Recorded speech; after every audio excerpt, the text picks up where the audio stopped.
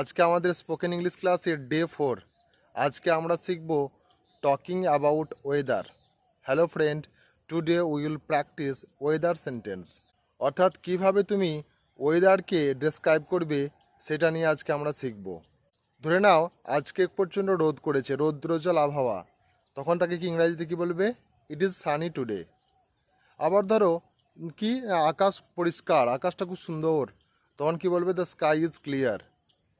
প্রচণ্ড গরম আজকে, তখন কি বলবে? The weather is very hot. আবার ধরো প্রচণ্ড বৃষ্টি হচ্ছে, তখন কি বলবে? It is raining today. আবার দেখলি যে আকাশ প্রচণ্ড মেঘলা, তখন কি বলবে? The sky is cloudy. আবার এমন হলো যে আবহাওয়াটা খুব সুন্দর, প্লিজেন্ট, তখন কি বলবে? The weather is very pleasant. The weather is very pleasant.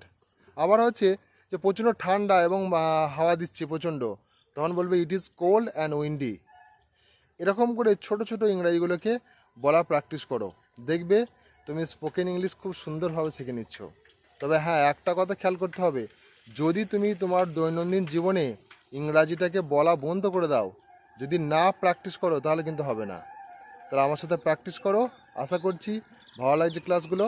Thanks for watching.